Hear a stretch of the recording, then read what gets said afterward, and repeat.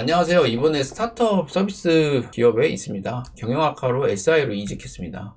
SI에 대해 흉흉한 소문을 많이 들었으나 야근 외에 힘든 점은 없는 것 같습니다. 보통 웹 개발자라고 하면 3년 정도만 SI를 다니고 그 후는 서비스로 가라는 말이 있던데 오디님은 어떻게 생각하시나요? 저는 의외로 잘 맞아서 5년 이상 다니고 싶습니다. 하지만 5년 이상 SI를 다니면 커리어 혹은 스킬적으로 안 좋은 선택일까요? 아니에요. SI의 구조적인 문제에 대해서는 제가 간단하게 설명을 드리겠습니다.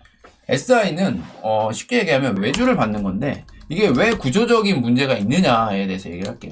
봐봐요. 내가 프로그램을 만드는 걸 하고 싶어요. 그러면 여러분들은 싸게 하고 싶어요? 비싸게 하고 싶어요? 이거는 똑같아요. 어딜 가나. 싸게 하고 싶습니다.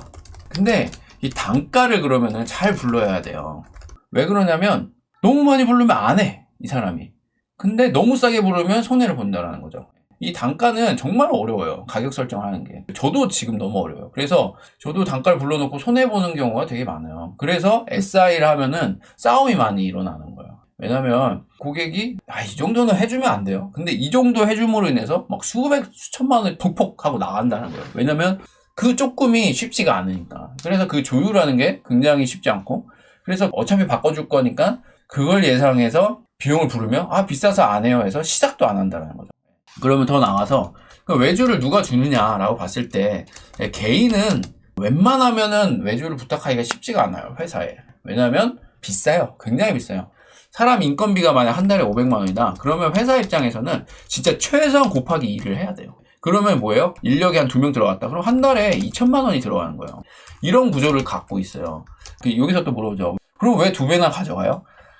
가져갈 수밖에 없어요. 회사는요. 왜냐면은 인건비 있죠? 퇴직금 있죠? 사무실비 있죠? 그리고 돈을 버는 직군이 있고요. 돈을 쓰는 직군이 있어요. 회사에서는. 뭐 격리라던가 이런. 그 사람들은 돈을 벌어오는 게 아니잖아요. 도와주는 거지. 이런 개념이 있어요. 회사에는. 그러니까 이거는 회사를 운영해보고 아니면 좀 어떤 직책에서 운영해봐야만 보이는 개념이에요.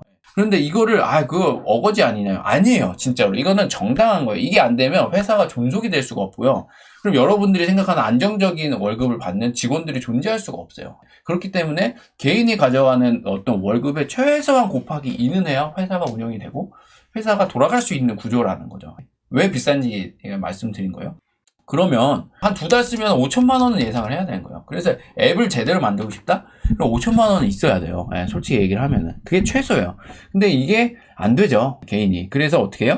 이미 만들어진 거를 조금 고쳐서 사용하는 정도가 개인이 의뢰할 수 있는 SI의 그냥 현실이에요. 그럴 수밖에 없어요. 개인은.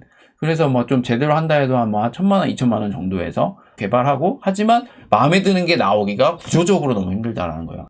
이거는 회사가 도둑놈이야 이게 아니라 어쩔 수가 없어요. 돈을 제대로 못 주니까. 그러면 이만한 규모의 돈을 줄 수 있는 회사는 어디밖에 없어요? 정부. 그 다음에 어디요? 대기업. 아니면은 좀 그래도 규모가 있나? 하여튼 기업이어야만 이게 SI를 의뢰하기가 용이하다라는 거야. 그래서 SI는 왜 그래서 정부에 의존할 수밖에 없냐? 정부에는 솔직히 얘기하면 눈먼 돈이 많습니다. 예를 들어서 어떤 사업 해야지 나라에서 이렇게 돈을 써라고 하면 그냥 써야 돼요. 그러다 보니까 좀 넉넉하게 주는 경우가 꽤 있는 거예요. 그래서 중소기업은 정부에 의존하게 되는 경우가 많은 거고, 정부에 의존하고 인건비를 산출하려고 그러면 어떻게 돼요? 왜 이렇게 인건비를 산출했는지 근거들이 있어야 돼요. 이런 어떤 기관과 정부에 얽히게 되면 근거 싸움에 들어갑니다. 그래서 이 근거가 뭐냐? 바로 정보 처리 기사 또는 학사 자격증, 컴공 이런 걸 보게 되는 거예요. 그래서 SI 업체는 정보 처리 기사, 학사, 컴공을 졸업했느냐가 중요하게 되는 거예요. 이거에 따라서 인건비 산출을 해서 그 기업에서 많이 가져올 수 있는 구조를 잡게 된다라는 거죠. 이해가 되시나요? 그리고 대기업은 어떻게 되냐? 대기업들은 그걸 따기 위해서 똑같아요. 여기서도 대기업이긴 하지만 인건비로 가는 거기 때문에 이런 것들을 기반으로 해서 넣게 된다는 거죠. 또 뭐가 들어가야 돼요? 여기는 로비가 들어가는 거예요. 로비. 그래서 영업팀에서 뭐 같이 술도 먹고, 뭐 요즘도 그런지 모르겠는데 옛날에는 뭐 택배업소도 가고 뭐 이런 일들이 많았다고 이제 저는 전에 들었습니다. 이러다 보니까 결국에는 로비도 많이 해야 되고, 어떻게든 일을 따오려 그러면 결국에는 단가가 낮아져야 된다라는 문제점이 있는 거야. 그러면 여기서 시작부터 잘못된 거예요. 왜 단가를 낮춰서 일을 합니까? 라고 봤을 때 이것도 이제 기업을 운영하는 사장님, 대표님 입장에서 얘기를 해줄게요. 대표님들은요, 이런 게 있어요. 회사에 돈이 당장에 안 되는 거 알아. 그리고 내가 이걸 받아오면은 인건비만 딱 되고 뭐 더 이상 남지 않아. 아니면 오히려 적자일 수도 있어. 그럼에도 불구하고 왜 받냐? 이거는 뭐냐면 회사가 자립할 수 있는 어떤 아이템이 없기 때문에 당장이라도 굴려야 되는 거예요. 뭔가를. 현금 흐름이 있어야 되기 때문에 어쩔 수 없이 울며 겨자 먹기로 받아온다는 거죠. 그래서 단가가 낮아지는 경우가 있고요. 또 하나가 또 있어요. 이거는 뭐냐? 바로 하청이라는 문제가 있는 거예요. 그러니까 이 대기업들은요. 그리고 정부는요. 어떤 핫바리 중소기업하고 거래하고 싶어 하지 않아요. 뭘 원하냐면 안정감을 원합니다. 안정감. 안정감을 원하다 보니까 SI도 대기업, 어느 정도 규모가 있는 기업하고 일하고 싶어 해요. 그러다 보니까 뭐 LG, CNS, SK사도 아마 SI가 있는 걸로 알고 있어요. 이런 업체들하고 거래를 하려고 하죠. 그런 업체가 일을 따와요. 그 다음에 뭐 자체적으로 하면 하고 아니면 뭐래요? 하청으로 내려보냅니다. 하청으로 내려보내면 어떻게 돼요? 비용이 깎여요. 그러다 보니까 어떻게 된다? 우리가 받을 수 있는 돈이 없고 하청을 오는 게 또 시나리오가 어떻게 되냐면 항상 이런 경우가 많아요. 그냥 받자마자 하청을 주는 게 아니라 하다 이건 큰일 났다. 야, 나 지금 한 달밖에 안 남았어. 되게 많이 들었을 거예요, 이거. 중소기업 다닌 사람들. 야, 이거 한 달 안에 해야 돼.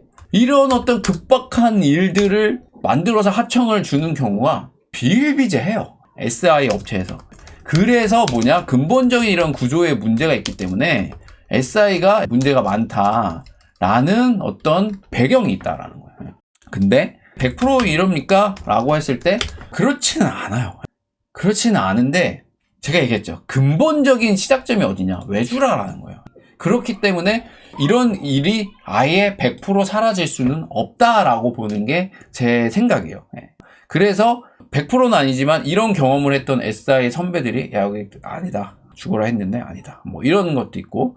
그리고 SI 업체에서는 3년이 지나고 그러면 다양한 일들을 해보고 극한으로 가서 해보는 일들을 하기 때문에 실력적인 면에서 굉장히 업그레이드가 되는 거는 또 맞아요. 그럼에도 불구하고 단점이 하나가 있습니다. 뭐가 있냐면